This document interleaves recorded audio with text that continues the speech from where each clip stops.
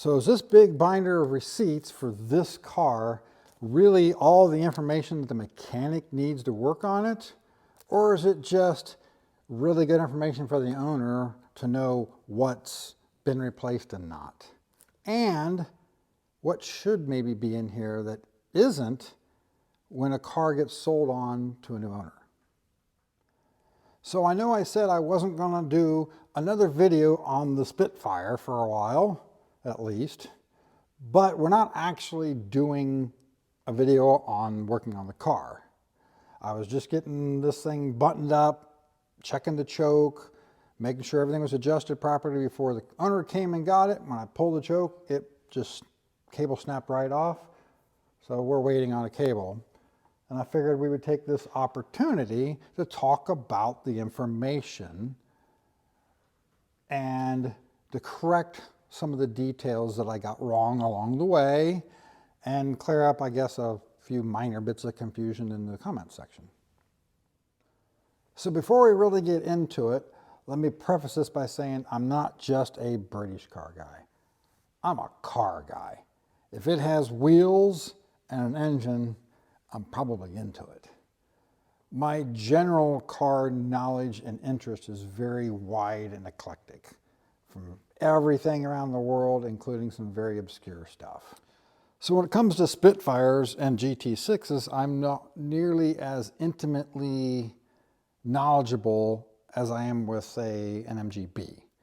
MGB, you could take it completely apart, throw it in a pile, and I could put it all back together and even tell you where a lot of the nuts and bolts actually go on the car. But I have to do my homework on these while I'm working on them because I haven't worked on nearly as many of them. I've worked on hundreds of Bs and a handful of these. So in an earlier video, I said this was on a GT6 chassis, and I didn't know if there was any difference at all between the Spitfire and the GT6 on the chassis. Well, in 1969, on the GT6 Plus, which is what this chassis is, they revised the rear suspension and added the Rotoflex couplings, which made it a better setup, and that's why it is on this chassis versus a Spitfire. You could just throw this engine into a Spitfire chassis, but you wouldn't have the updated rear suspension unless it was a 72 or later Spitfire. So while technically you can throw the GT6 engine into the Spitfire chassis, it being a 6-cylinder and having 2 more cylinders, it's a longer engine. And being a longer engine, it takes up a lot more space up here, and the standard Spitfire bonnet won't clear it. So you have to use the GT6 bonnet or modify the Spitfire bonnet, whichever you choose. So I had referenced a bonnet bulge to clear the carburetors in a past video, and I had a comment telling me I didn't know what I was talking about because this bulge is in the very center, so it was there to clear the valve cover. Well, yeah, I know that. This is the factory GT6 bonnet bulge. The one I was talking about was this bulge here. This isn't supposed to be here. This was here to clear a set of carburetors that used to be on this car at one point in time. And I don't know what those carburetors are because the information that we have on the car is more confusing than helpful in that regard. While I do definitely advise at a minimum keeping all receipts and putting it into a folder or a binder like this, I wouldn't necessarily add them up though. You add them up, you may not be happy with what you see. But add notes to it as well would be much more preferable. To give some extra information beyond just the receipts, especially if, like on a car like this, he put it together one way, made some changes to it, and then I guess made some other changes to it. Put some kind of notes in here to say, like, why did you rebuild the engine, you know, or how many miles were showing on the speedometer at the time you did it, because we still don't know that on this car. which is something that very few people actually do record for some reason. It is a really good idea to keep a folder, even if it is just receipts. At least that's more information than not having anything, like that MGA we just helped put together. If it weren't for me, they wouldn't have known anything about that car to sell it, because I knew enough about the history of it where the widow didn't. She couldn't have told anybody anything. So to have this kind of information is great, but make sure it's logical, legible, and decipherable, and that it actually helps people. So it's really great for the new owner to know, looking in here, that he's got receipts for the transmission being rebuilt, for the axles being redone, and for all the various things that have been done, so he knows those things have been taken care of. But when it comes to working on it as a mechanic and trying to tune the engine and work with that, the information's not that great for me.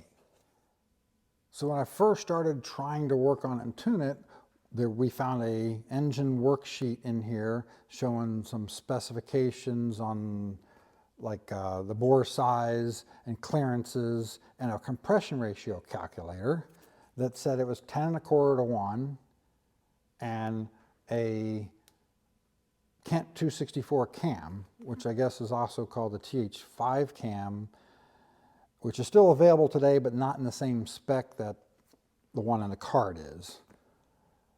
But assuming when we first started working on it that that's what we're working with. But after digging through the paperwork, there's a second receipt for the engine build. But neither receipt for the engine build is actually that useful to me as the mechanic, because the way it was written up was heavy duty bearings, camshaft, pistons. No part numbers, no sizes, no specifications whatsoever. It just says head was milled, block was milled. Doesn't say by how much. Like every time I build an engine, I'm giving everybody every part number. My receipts list out exactly the part numbers of what bearings they are, what the part number of the head gasket set is, what the part numbers of the pistons were.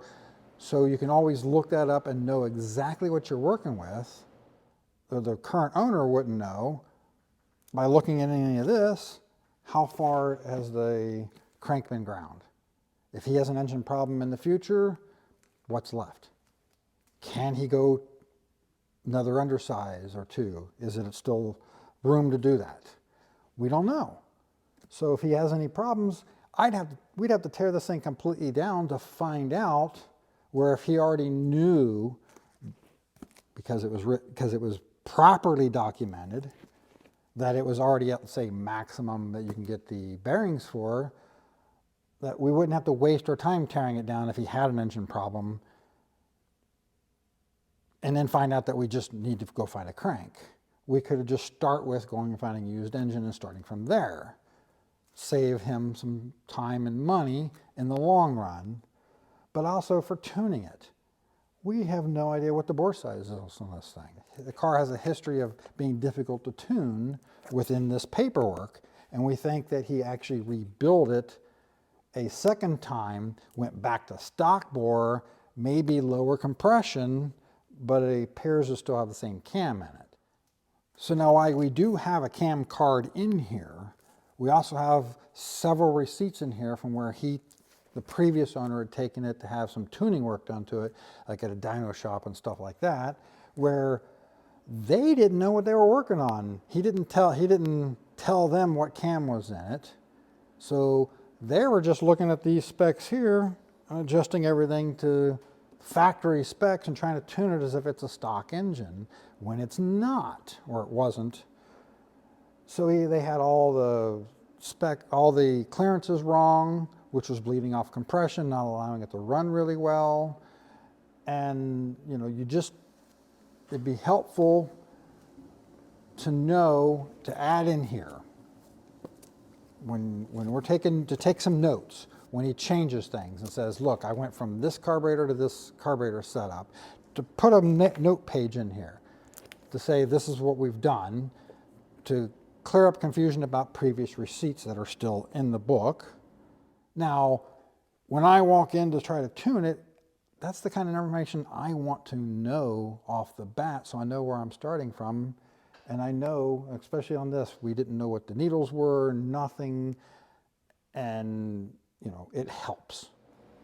From owner to owner, you should know those things, just so that taking it to a new mechanic, he knows what he's dealing with. And this got a bit confusing at times. I had to go through this 2 or 3 times to sort out what are we working with, because it's just receipts, and bad receipts in some cases. So in addition to being a help when the car gets moved on, good record keeping can actually save you money while you own the car, because then if you move to a new location or your mechanic retires and you have to find a new mechanic, you're not relying on your memory for all these little details. It's all in here. And that can really help the new mechanic hit the ground running and spend less time on your car to keep it maintained.